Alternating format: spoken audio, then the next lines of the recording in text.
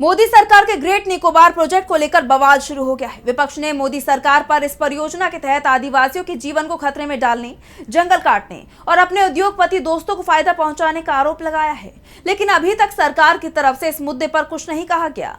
इस बीच कांग्रेस नेता जयराम रमेश ने केंद्रीय मंत्री को चिट्ठी लिखकर इस परियोजना पर सवाल उठाए हैं। तो क्या है ये पूरी खबर, जानने के लिए देखिए ये रिपोर्ट। मोदी सरकार का ग्रेट निकोबार प्रोजेक्ट विवादों के घेरे में है। खुद कांग्रेस सांसद राहुल गांधी इस मुद्दे पर सरकार को घेर रहे हैं। विपक्ष का तर्क है कि अंडमान निकोबार में चल रहे ग्रेट निकोबार प्रोजेक्ट के तहत मोदी सरकार लाखों पेड़ काट रही है, जिससे वहां रह रहे आदिवासियों का जीवन खतरे में पहुंच सकता है। साथ ही वहां मिलने वाले दुर्लभ जीव जंतु विलुप्त हो सकते हैं।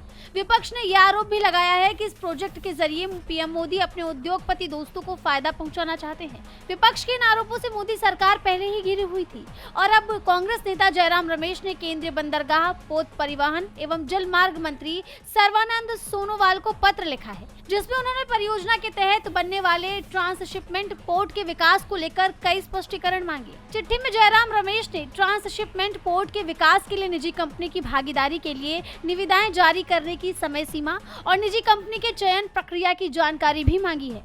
केंद्रीय मंत्री को लिखी चिट्ठी में उन्होंने 3 सवाल उठाए हैं कि क्या 55% न्यूनतम निजी हिस्सेदारी का मतलब है कि परियोजना में 100% निजी स्वामित्व की अनुमति होगी?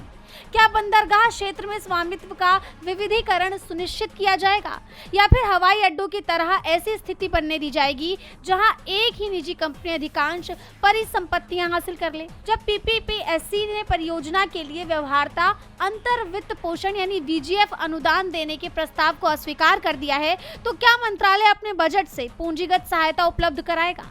इस दौरान उन्होंने पर्यावरण को लेकर भी चिंता जाहिर की है। हालांकि सरकार की तरफ से अभी तक उनके इन सवालों का कोई जवाब नहीं दिया गया है, लेकिन जिस तरह सरकार के इस प्रोजेक्ट को लेकर सवाल खड़े हो रहे हैं, उससे परियोजना पूरी होने से पहले ही विवादों से घिर गई है। डीबी लाइव की रिपोर्ट।